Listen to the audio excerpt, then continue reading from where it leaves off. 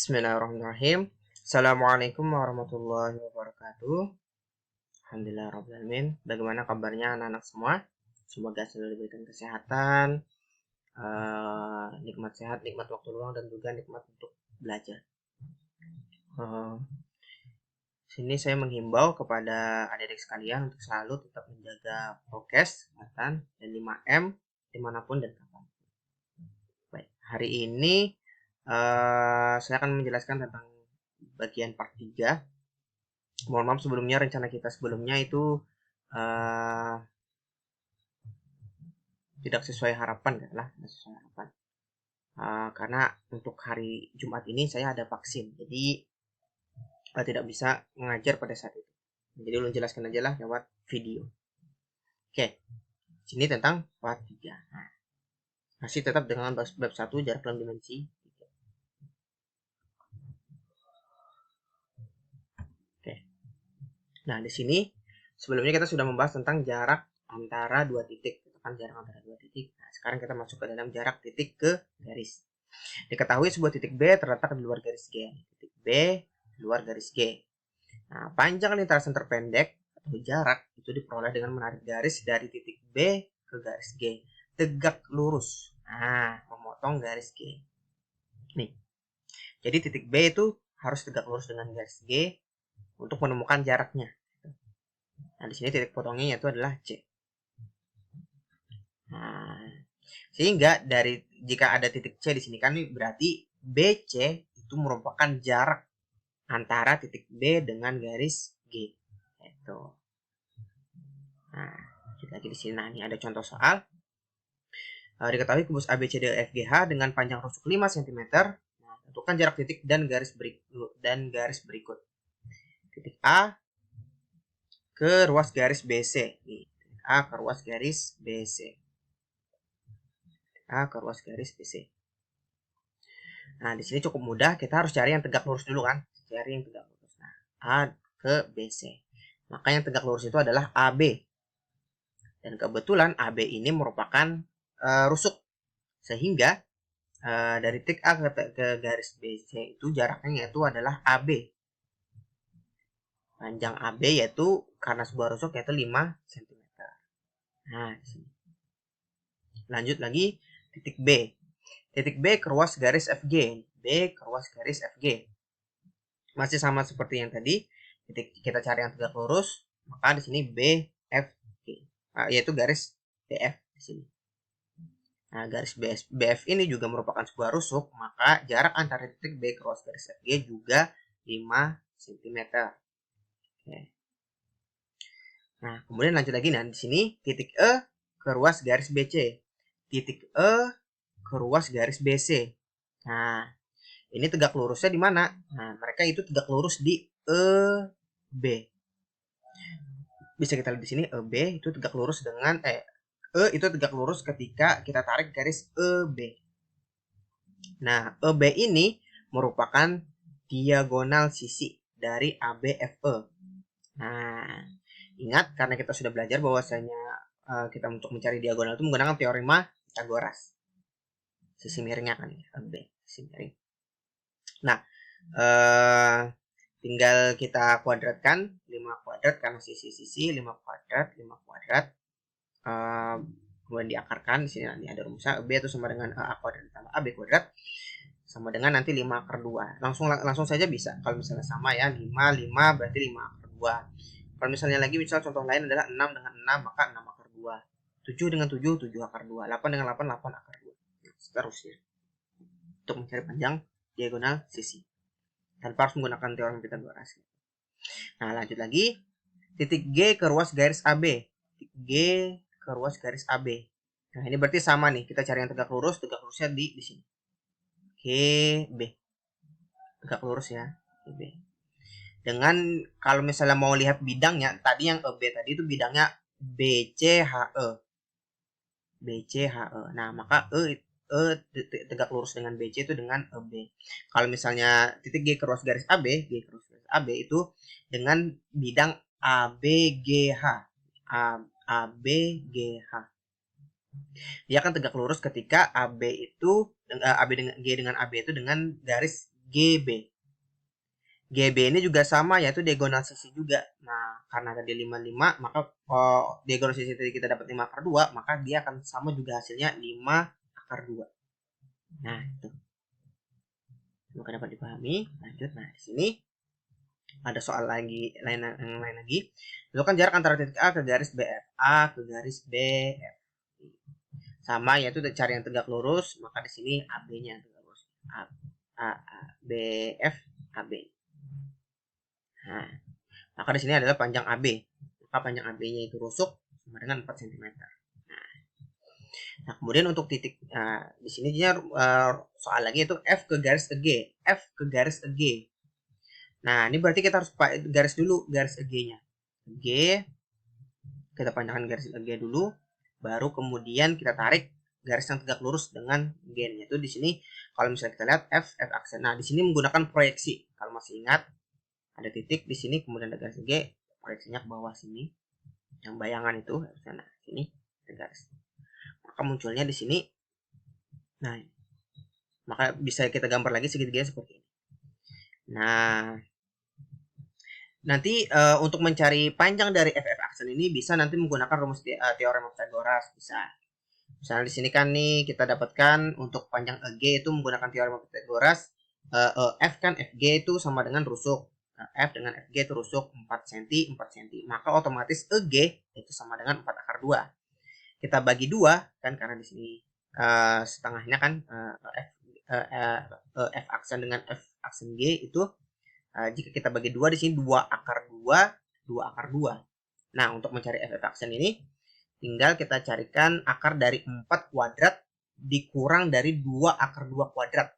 2 akar 2 kuadrat. Maka sama dengan nanti 2 akar kuadrat hasilnya. Nah, kalau misalnya yang ini menggunakan cara luas segitiga.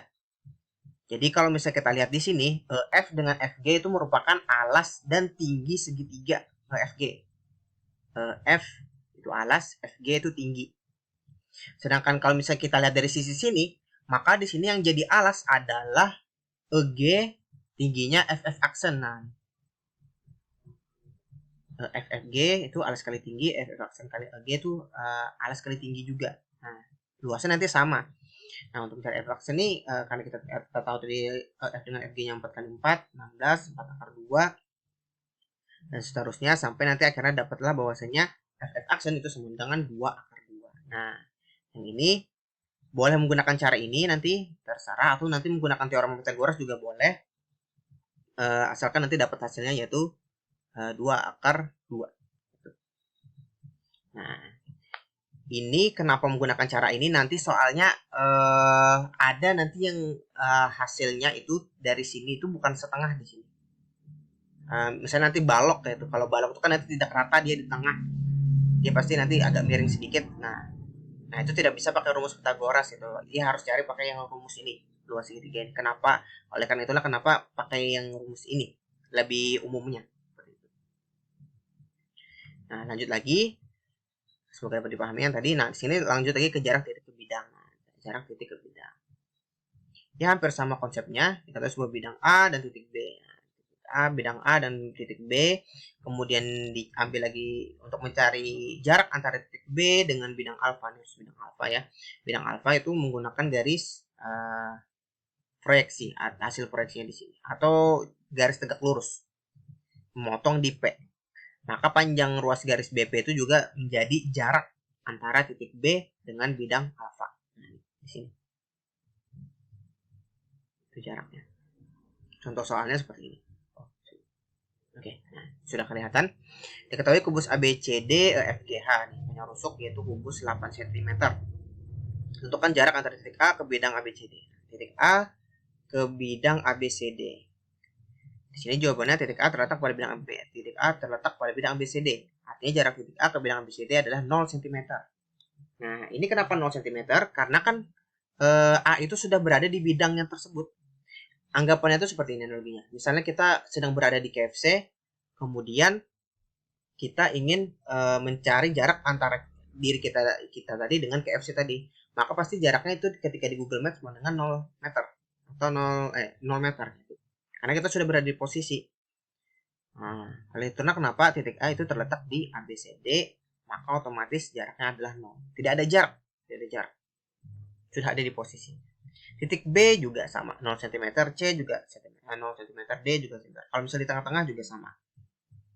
Nah, kecuali nanti titik F atau titik G dengan ABCD, nah itu baru yang punya jarak. Nah, di sini kemudian titik B bidang EFGH, titik B dengan bidang FGH. FGH. Oh, kita harus cari tegak lurus dulu. Maka B ini tegak lurus ketika kita tarik garis BF di sini. Nah, nih. Sehingga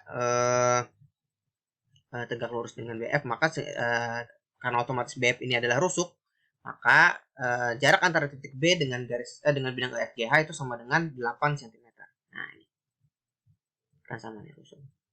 Sama juga dengan ke bidang BCGF. Ke bidang BCGF sama pakai garis EF. Yang tegak lurusnya itu yaitu antara titik A dengan bidang BCGF yaitu sama dengan 8 cm. Sama. Nah, lanjut lagi. Nah, di sini kemudian nih pakai gambar limas tegak segi 4. F merupakan titik pusat alas ABCD. Nah, ini potongan di tengah dan AB 6, BC 4, BE, nah BE 10 cm. Tentukan jarak titik E ke bidang ABCD. Nah, titik E ke bidang ABCD itu jaraknya yaitu adalah EF, bukan EB. Karena EB ini kan miring, bukan tegak lurus, gitu kan? Nah, kita harus cari EF di sini. Lewat apa? Maka kita cari dulu komponen-komponennya. Kita cari dulu karena kita tahu panjang EB, EB-nya kan 10, maka kita harus cari dulu BD-nya. Nah, ini BD. BD ini menggunakan cara apa? Yaitu cara Pitagoras, AB dengan AD. Nih, AB kuadrat dengan AD kuadrat. Itu sama dengan 6 kali 6 kuadrat itu sama dengan 36 ditambah 16, ini kan 4 kuadrat 16 sama dengan 52. Maka dibaca bisa jadi 4 kali 13, 4-nya keluar jadi 2 akar 13. Sepanjangan BD ini. BD ya. Tapi kita yang perlukan cuma BF saja kan dari sini. BF-nya saja. Yang hanya kita perlukan untuk mencari EF. Nah, berarti kita bagi, karena kebetulan BF itu ada di tengah. BF itu ada di tengah, maka berarti panjangnya itu setengah dari BD. Nah, setengah dari BD. BF itu sama dengan setengah dari BD. BD-nya tadi kita tahu ada 2 akar 13. Coret-coret, maka kita dapatkan akar 13 BF-nya. Nah, sehingga terbentuklah segitiga siku-siku seperti ini. Nah, ini. BFE. Nah, belum selesai sampai situ, kita cari lagi sisi tegaknya yaitu EF. Rumusnya sama tadi menggunakan teorema Pythagoras juga, tapi di sini sisi miringnya yang kita ketahui dan sisi alas, sedangkan tingginya kita tidak tahu. Nah, untuk mencari tingginya ini, maka kita menggunakan pengurangan. Nah, F itu sama dengan sisi miringnya BE kuadrat dikurang oleh BF akar 13. Nah, 10 kuadrat dikurang akar 13. Akar 13 itu dikuadratkan jadi 13. Contoh lain, akar 5 dikuadratkan jadi 5. Akar 6 dikuadratkan jadi 6. Nah, seperti itu. Jadi kuadrat itu menghilangkan akar. Kalau 10 ini dikuadratkan jadi 100. 100 dikurang 13 itu sama dengan 87. Nah, 87 ini merupakan bilangan prima. Jadi tidak bukan. Bisa dibagi 3 ya. Bisa dibagi 3. Cuman tidak ada akar di sana kan. Bukan akar. Tidak ada hal akar bisa dibagi dengan akar lain. Misalnya kan kayak dibagi 1, dibagi 4, dibagi 9, dibagi 16, dibagi 25 itu kan bisa 87. Sehingga dia tetap jadi jarak titik E ke bidang ABCD adalah akar 87. Kalau misalnya dijadikan kalkulator itu 9 koma. Karena ini lewat dari 81. Sedangkan 81 kan 9 kali 9 kan. Nah, berarti kalau misalnya 87 lewat dari 9. 9 koma bla bla bla.